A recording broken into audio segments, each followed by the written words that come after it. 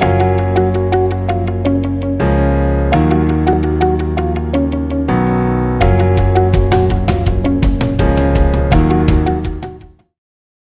this is Kathy Lanzalaco. Welcome to another episode of Inspire Careers Spotlight on Careers, the video podcast series where I interview professionals from all over the career management space to bring you best-in-class information to keep you up to date and help you advance in your careers. And today I am very excited to welcome my guest, Tia Glave. Welcome, Tia. Hello, thanks for having me. Hey, thanks for joining me today. I'm really excited for our topic, but let me introduce you first and then we'll get right into it, okay? All right, so Tia is the co-founder of Catalyst LLC, and Catalyst provides the roadmap for food manufacturing and food retail organizations to build sustainable food cultures. And I know there's a lot of talk out there about food and food safety, so we're going to touch on all of that. But she's also a certified coach and has a very impressive work history relative to food safety. So we're going to take you through her journey a bit. She's also the founder of the Black Professionals in Food Safety and Quality Networking Organization, which provides continuous education with the goal to enhance skills and build community of like-minded professionals. And I actually met Tina. I was honored to be invited to speak to her networking group about LinkedIn and how that will help them advance in their careers. She covers a lot of topics in her group, a lot of really high-powered professionals, and it was really my honor to be there. So welcome, Tia. Thank you. Great introduction. Thank you. All right. Well, you're a great lady, and we got a lot to talk about. So let's start out. Catalyst is incredible. We're going to talk about that, but let's start from the beginning. Tell us a little bit about your journey, because it's really twist and turn. It's a lot of building. Take us through it, and then tell us how Catalyst came to be. Yes, absolutely. So, I went to the University of Tennessee, go Vols, and I majored in chemical engineering, and which is, there's a lot of engineers in the food industry, so I don't think that is unique. But when I was in school, I really had no idea what I was going to do as a chemical engineer.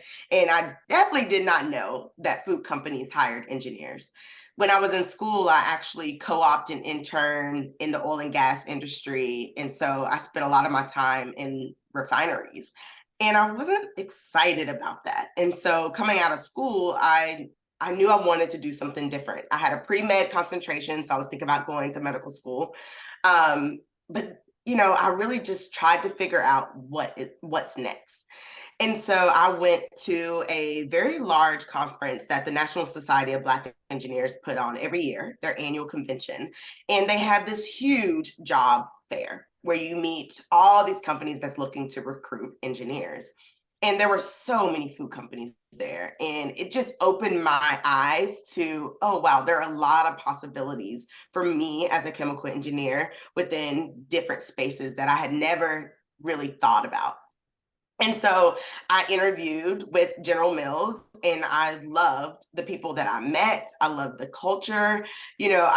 Everything about them I loved. So I ended up hiring in with them as what they call at the time a quality associate, which meant that I was a new person to the organization, but it was actually a rotational program where I had the opportunity to see, food safety and quality. I had the opportunity to see operations, raw materials. I was a raw materials QE for a period of time.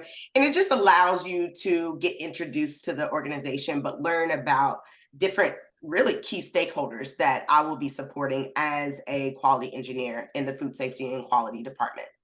And so I started there. I worked on the Pillsbury brand, making toaster strudels. In that facility, we make toaster strudels, toaster scramblers, all of the biscuits that you see and sweet rolls that are out there. So it's a pretty large facility. I was there for about a year, and then I spent the remainder of my career at General Mills in the Yoplait division. And so there I had the opportunity to lead groups, lead sanitation and our lab technicians, and help with operations and work cross-functionally with my counterparts. I became a pillar for problem solving. But during this time, I really learned that I love to develop capabilities in others. and I love people management. I love leadership development. And so this was the time that I was really starting to hone into, okay, I want to manage people and I want to help people grow and I want to help them in their leadership development. So it was really early on in my career that I started having this thought, and it's going to make sense towards the end. And so I met my husband at General Mills. We got married and we decided to move to New York City. And it was literally like the stories you hear about New York. We quit our jobs. We didn't have jobs lined up. We were talking to a few people, but nothing set in stone. We literally sold all of our stuff, and we had a dog at the time. So we had our dog, a little U-Haul truck, and we went to New York City. And we didn't even have an apartment before we got there. Like nothing. We had nothing. We Oh just had my a God. friend. As a mother, you're making me like nervous. My stomach is jumping. So go ahead. Tell me what happened. Well, we had a friend that was in school in the Bronx. He was in medical school. He was a MD, PhD, so he was in school for a while. And he was in student housing. He had a studio, small studio apartment. And because he was in classes all the time, he said, hey, you can stay in my student housing on an air mattress for as long as you need to. And so my mom watched our dog for a period of time. And luckily, we were only on his floor for 3 days before we found an apartment and could move in. So it was that quick of a turnaround. But we were prepared to stay there for a couple of weeks looking for an apartment. But so we make it to New York. We love New York City. So that's like my dream location, his dream location. But during that time, I had the opportunity to work with retail organizations. So my focus sort of changed to retail food safety. I started working with startups and organizations that really didn't have developed food safety and quality programs. And so that I really learned a lot during that experience because I came from General Mills, who has all of these resources, right, that you can tap into, all of these people, experts, right, with years and years of experience that really you can call up and say, hey, I'm seeing this issue or I'm trying to build this, like, what do you recommend? And you have that conversation. But in a startup environment or in organizations that haven't developed their food safety and quality function, you're it for them. And so I really had to lean on my network, right? It was a huge growth opportunity for me. But at this point, I started thinking about developing others, right? Which I had a really good experience of developing people even outside of food safety and quality and watching them grow, right? But then I also started thinking more about strategy and how to be more strategic. And one huge takeaway from working with startups and small organizations is the way that they think about food safety and quality is as if it's in its own silo by itself, sort of over here, that they are really just trying to manage so that they can make product and sell product. Right. But by the time, I've had a few years working in this environment, I really started to think about how do I help organizations build a strategy around food safety and quality that's integrated into their business. Because when we think about, one thing that we talk about all the time in the food industry is food safety culture. In order for you to have a strong food safety culture, food safety has to be integrated into your business. It's really the way you get work done. And so my mind started going down that path of how do I help organizations really integrate it so that when they're thinking about a new product or, they're launching a new menu or whatever it happens to be, food safety is a part of that conversation. And you're kind of answering those questions ahead of time. So you're not running into issues downstream. Yeah. And so when I kind of say in 2021, March 2021, I kind of left corporate America and I was really burnt out. 2020 was a very hard year for me, for everyone, right? Obviously, because we were going through the pandemic. Mm-hmm. But when I think about my work life, I was the only resource in food safety and quality. And the organization I was with was growing and doing amazing things. And honestly, I just got burnt out. I was overworked and just burnt out, and I just needed some time. And I had never taken time for myself. So I decided that summer, I'm not going to work. we were moving from New York to Baltimore for my husband's job. And so we spent about 6 months in Tennessee with my family that we hadn't seen through, COVID. And I said, I'm just going to take some time off. I'm not going to work. And then in the fall, I'll go back into corporate America. And so I stayed on with my company to do some consulting work. So I was like, I can't work full time, but I can consult. And then a couple of other people kind of came to me, said they're looking for food safety help. And I said, okay, I'll consult, And then I started helping a consulting agency with their clients and their operations. And so I was doing a little bit of work over the summer, but I allowed myself to sleep in, right? And really decrease my stress level. Yeah. And so during this time, really a little bit before in 2020, I had met this fabulous coach, and she had a background in food safety and quality. And she was coaching in the space of food safety and quality, which was completely new. Like, we don't have coaches that really focus on us and our workload and, and honestly, really the mental toll it takes being in food safety and quality. But that's exactly what she was doing. And we actually met over LinkedIn. Her name is Jill Stuber. We met over LinkedIn. She was telling me a little bit about like what she was doing in the space. I had left my organization, and we kind of just stayed talking together over the summer, and we really enjoyed what each other was doing.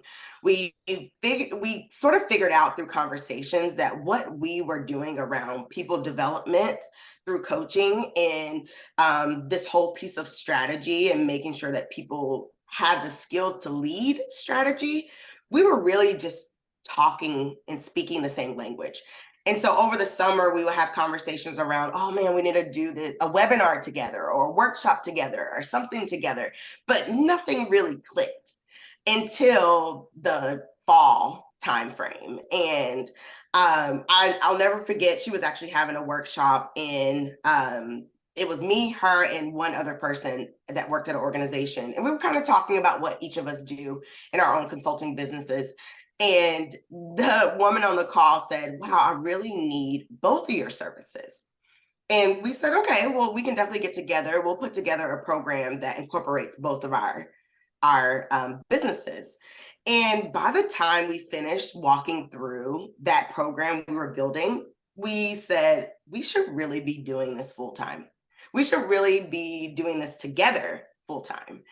And so Catalyst came about at that moment where it was like, right? It really was that for us. It was like, this is exactly how we should be working together, because just the whole concepts around building a strategy and integrating into the business, if you do not have the leadership skills to do that, meaning you don't know how to influence, you're not building relationships, you're overworked and burnt out yourself, so you don't actually have the time to do it, right? You're not creating safe spaces, you're not in the right mindset, which is what coaching, right? Bringing in those coaching aspects to it.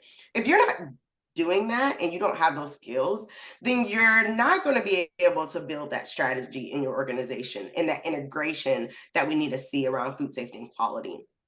So that was like our core for Catalyst. And so we unofficially started Catalyst in 2021, but officially started it in February 2022, where now that's exactly what we do. We have leadership development programs that are coaching based. So she is a certified coach. I'm also a certified coach. So all of our programs are based in coaching, where we help food safety and quality professionals and other technical professionals develop and become the leaders that we need them to be. It's a unique space in the sense of, like, most of us are technical experts and we're used to looking at the data and presenting data. That's exactly what we learn in school. That's exactly why we get promoted into leadership positions. Yeah. But when we're in leadership and we're talking to other leaders and we're like, look at the data, they're like, that looks great, but we're not going to put the funds towards it. And then now we're like, man, they have the data, they know the why. Why are we not moving forward? And it's really because we haven't learned to influence properly outside of rational persuasion, right? The largest, and we talk about this in our leadership programs, but the best way to influence is through inspirational influence. And we don't learn those skills, right? We don't learn those skills. We really don't know much about it until we are in leadership. And then we're either failing at our job, right? Or we're not very effective at it. And we're trying to figure out how to become a better leader. And so, our goal at Catalyst is really to partner with organizations to help grow their leaders and to help create better leaders for their organization. And we do that with a focus on technical experts because we typically get left out of conversations, right? And we really need to understand how leadership principles apply to our job so that we can do it. Right. So that's what we do at Catalyst. We also help organizations build and strengthen their food safety culture. We're in that space because culture is people, right? And most of the time, organizations, again, focus on processes, focus on procedures, focus on written documentation, which is great. It's needed. But if you're not also focusing on people and growing your people, then you struggle with culture. And so that's why we're in the space of culture. And then we have this third piece of Catalyst, which is traditional consulting. And a lot of our clients are small businesses, entrepreneurial businesses that really need help around food safety and quality that we support. We have some larger companies that we're doing more strategic work around like policies and integration of policies, that type of stuff. So we do that work as well, just staying true to our food safety and quality roots. But it's all from this perspective of people. So that's my story. That's my background. That's why, Catalyst exists. And one fun fact about Jill and myself and Catalyst is that we actually worked in the business for about 8 months before we even met each other in person. So we were all virtual before she actually came to visit me. And during this time, I had my daughter and all of that. And we literally worked for a period of time without seeing each other's faces, only through Zoom, right? Or Google Meets, whatever we were using at the time. That's incredible. Oh my goodness. All right, we got a lot to unpack here. So the first thing I want to say as a career professional, as a coach, you were doing something that very few people think about, and this is really the beauty of this episode here, is this niche that you have identified. So many people think about organizational coaching, like just kind of touching the leaders on top, but not necessarily going into these niches, right? And or they think about career coaching, which is certainly what I do. But when you tap into where the heart of the decisions are made, where the rubber hits the road, right? It actually, right in the organizations, these are the critical positions that people sometimes overlook. So what kind of things, and this is the next question I think of them, what kind of things would an organization identify that's happening at their organization to say, things aren't clicking right here, we're missing something, and maybe, we need to talk to people like a Catalyst, but what are the kind of the triggers that they have that might say to them, we need to do things differently? Yes. So there's a few. One is if you're having conversations around food safety culture and trying to integrate food safety into the way you do business, contact Catalyst. If you are struggling with your middle managers, maybe your middle managers are burnt out, overworked, you feel like that they know the job from a technical standpoint, but do not have the people skills, contact Catalyst. Can we just take this pause a second, because I worked in HR a long time, and that is a history. That is a profile of so many companies that people get promoted for their technical skills and do not have that leadership ability. So I didn't mean to interrupt you, but I think a lot of organizations will see themselves in that. So go ahead. Absolutely. And this is the reason why we do it, is because we've been there where we've been promoted because we have great technical skills.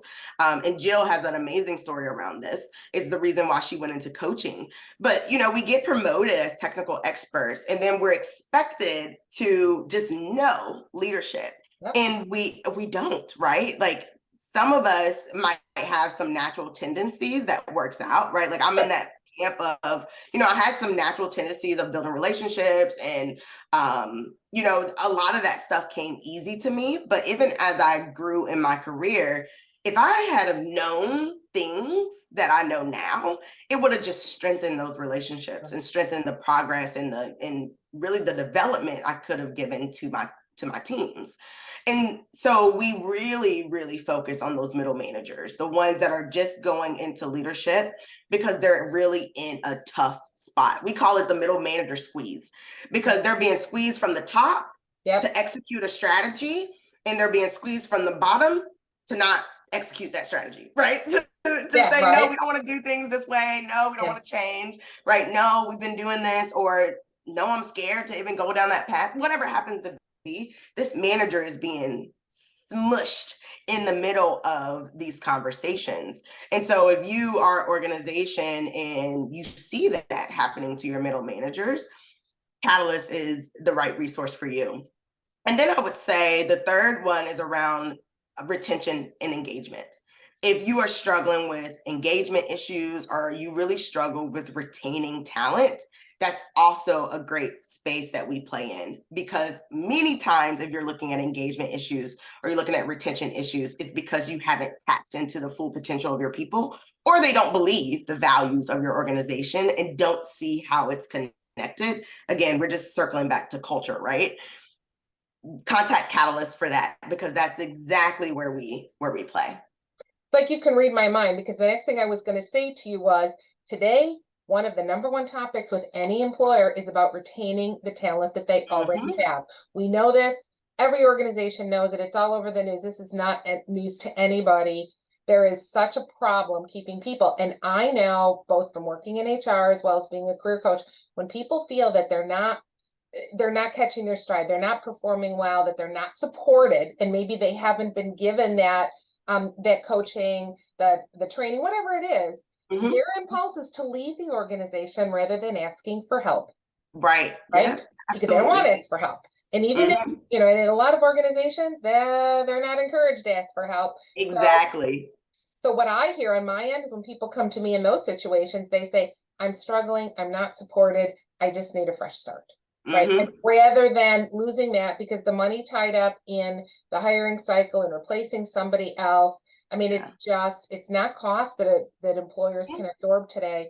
And the smart employers really are paying attention to the mental health of their employees, to the support that they're giving them, certainly to compensation that always comes into play. But so much of it's even about the compensation. It's about the support.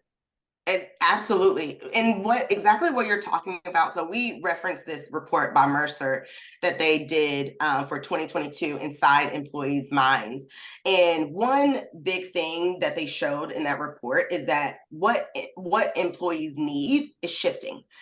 And a lot of that is shifting from a loyalty engagement contract is what they call it, where it's like, I'm over, the compensation, right? Compensation is great. That's a starting point, but it's not going to keep people there. A pizza party is not going to keep people there.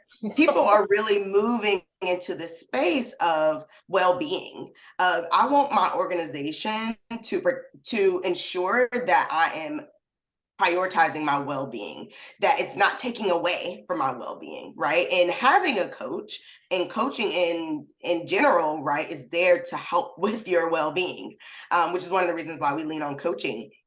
But it's the thing that we talk about at Catalyst, and why we really enjoy partnering with organizations and working with organizations that see that this shift is happening. And you need to make that shift as an organization if you want to retain your talent. And even if you want to recruit great talent, right, they're looking for organizations that's prioritizing their well-being. Yeah. Let's talk about that, though. Let's take that thought down the line a little bit more to the end user, to the customer. So I think of myself, I think of our listeners here as the customer for these organizations, right? So how does that impact me? How does that impact people that are listening? Why is this important to know that these people have the support, that there is the that coaching, that mentality, that quality relative to all these food safety issues and the leadership involved? Why is that important to the rest of us? Yes, that's a really great question.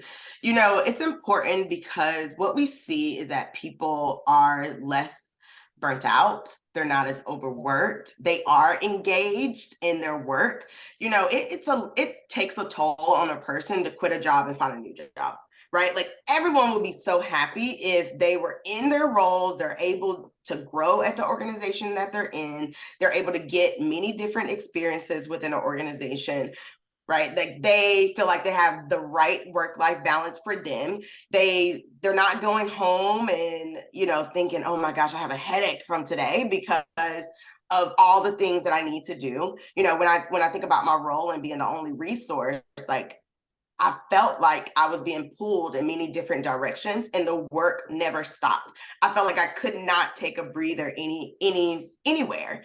You know, if an organization is focusing on your well-being, you don't feel that way. You feel balance. You feel like you can spend time with whoever you want to spend time with and do a great job at work, right? And like that is the benefits of it. And you know, if you've been in a spot where you feel like your well-being is like top of mind and you feel imbalanced, like that's something that you don't ever want to give up again, which is one of the reasons why employees are shifting that way, is because with COVID actually, and the fact that we were able to spend more time at home versus commuting, spending more time with our family, people have kind of said, I don't want to go back to working the way that I used to work.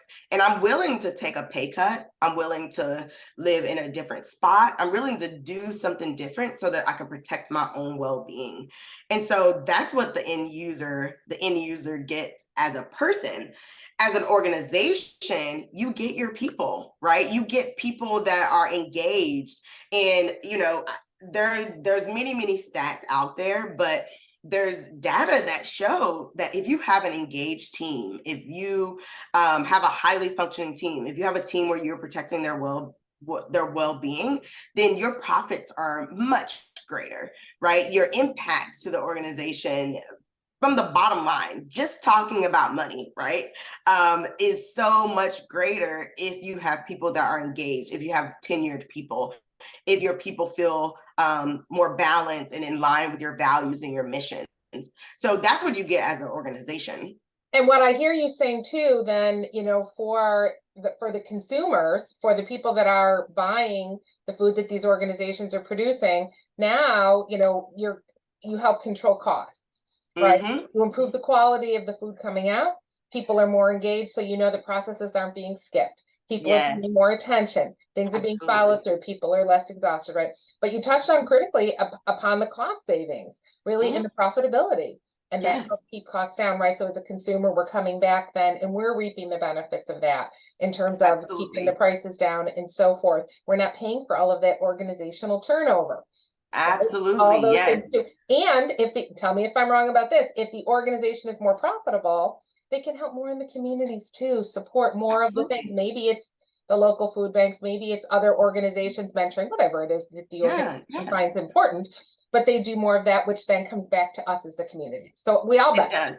It does. That's like a win-win. And I love the way you talk about it. And we haven't talked about it in that sense of like just from a consumer, but you're right. Consumers see that turmoil in some way, right? And so being able to streamline that and not have that as a consumer, there's just so much more confidence in the product, right? And then, like you said, the organization being able to give back, which many organizations have partner programs that's what they do.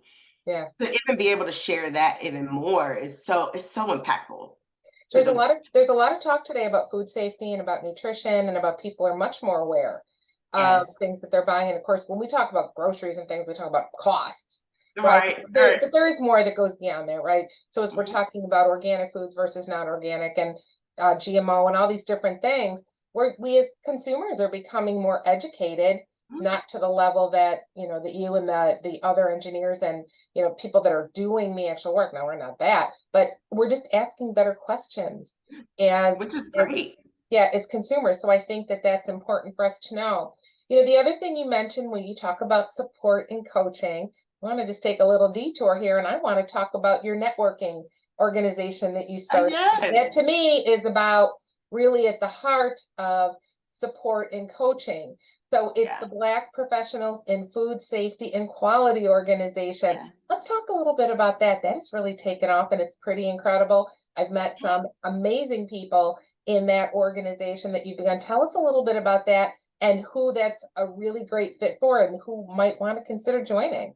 Yes, yes. I created this group back in December 2021. We started having our first meetings, our first large virtual meetings in January 2022.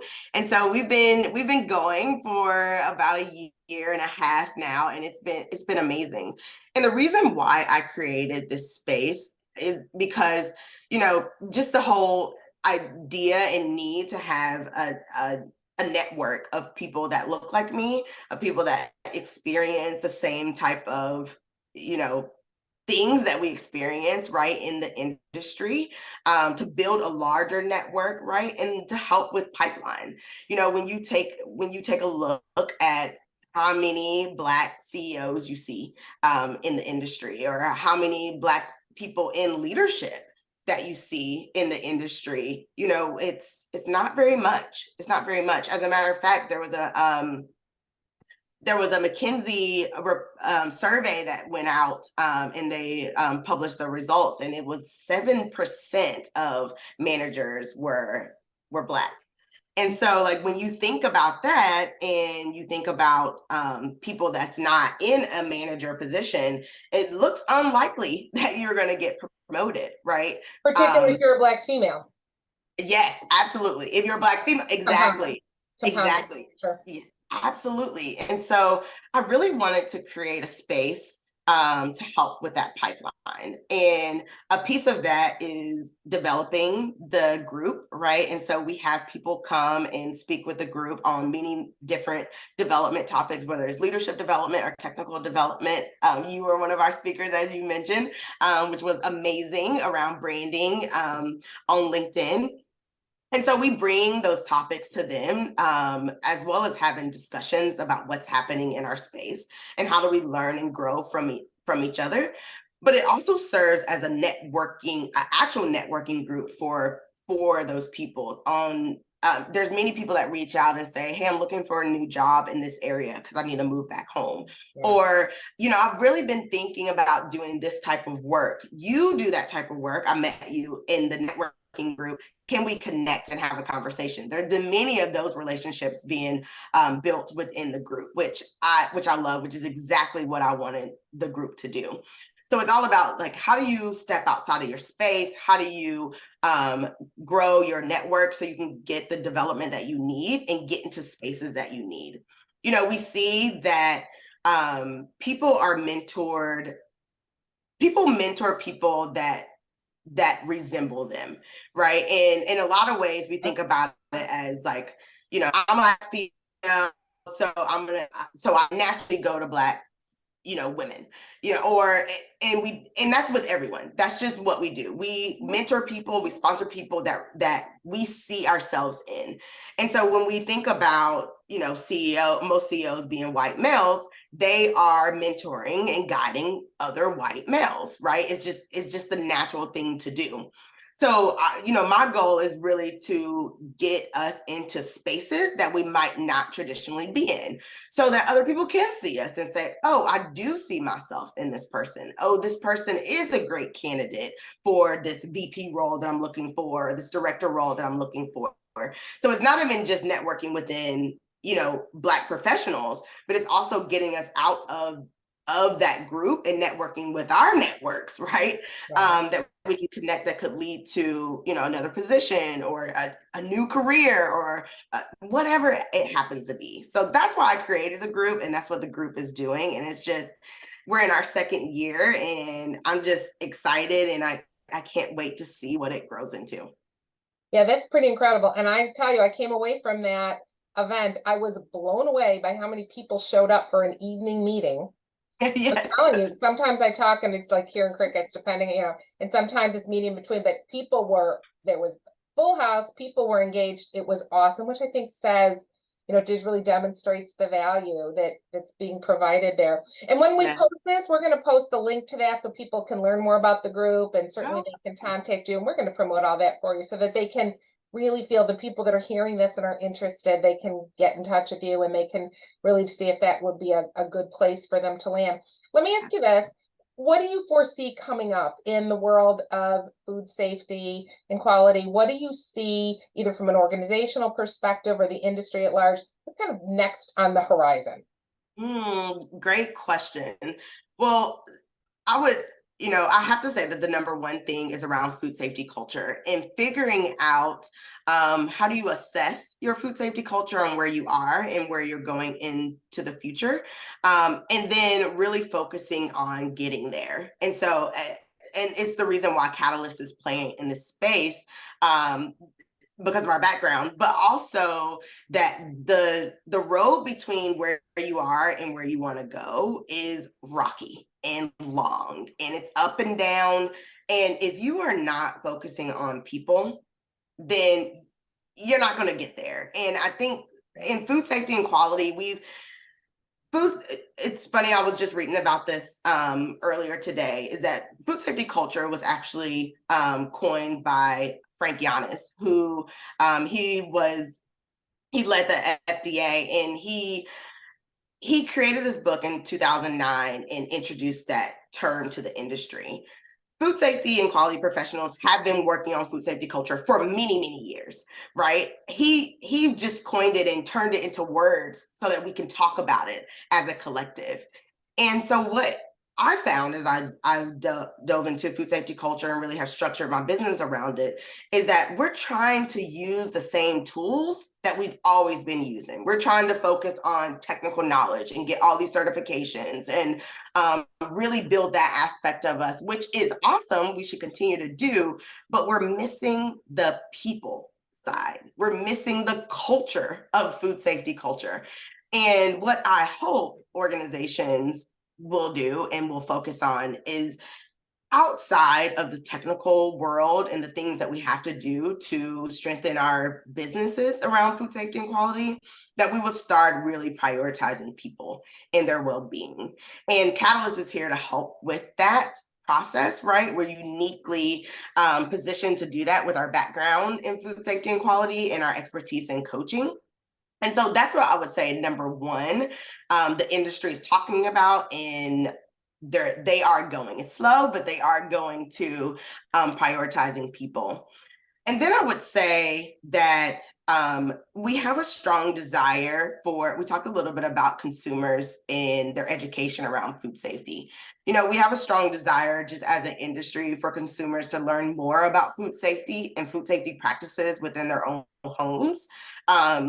Because as an industry, we really do feel like that is key to decreasing the number of foodborne illnesses out there. How are you handling, right, raw material, making sure that you cook it to the right temperature, hand washing, making sure you separate raw from cooked in your kitchen, making sure there's not a cross-contamination issue.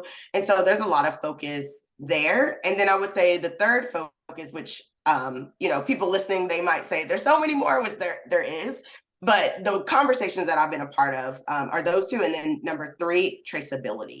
So FDA, as a part of their Food Safety Modernization Act, which was signed into law under President Obama in 2011, the traceability portion of it was just released, and people are working towards a compliance date. And so traceability, being able to trace your product through the full supply chain, is top of mind for organizations, which is great, right? That's a huge conversation that's happening right now in the industry, where people are figuring out how do we do it? How do we use software to do it? What resources are out there to get there? And I would say that there's a people aspect to this as well, because no matter the processes you build, no matter the software you own board to help with it, if the people are not doing the task and they don't understand the importance, and you don't have the culture around completion, then you just bought, thousands of dollars worth of software to sit there and you're still not compliant with the traceability law. So we get involved in those conversations from Catalyst perspective, because people is a huge aspect of just program execution. Yeah, I don't think about that myself, about the traceability piece. It doesn't occur to me until I hear that somebody's has a recall on lettuce or something, right? And then you're like, oh, where'd that come from? What happened? And then you're very vulnerable, right? Yeah. And there's just so much, and sometimes it's a little overwhelming to think, because we eat all day long, right? I mean, every day, right? It's not anything Every day. not like one of those things where people come to me for a resume once every couple of years. Like, we eat Right. all day long. It's a different We do. thing, right? It's And true. whether we eat at our homes, we go out to restaurants, whatever it is, it's a whole other element. And I think too, COVID just accelerated some of the need for that too. With Absolutely. that, I would say. But I'm glad you touched too upon the food safety in the home. It's summertime as we're recording this, and people are grilling, and they're outside, and they're doing probably more involved with that than they have been before. So Yes. it's all incumbent on all of us to do what we can to keep ourselves healthy. So we're coming to the end of our time together. And so let me just ask you this final question to kind of tie it up. And as I said at the end, we'll share all your information on there. But let me just ask you this. You've had an incredible career. You've worked in a space that I'm sure was not dominated by Black women. No. And you've reached the point now where you have this thriving company, you're coaching others are coming to you as the thought leader and the expert on this. What is the one reflection that you might have about what has been the most challenging piece of your career, and what has been the most rewarding piece as you kind of look back? You got a lot of career to go, but look on now. I would say the most challenging part of my career that I've learned from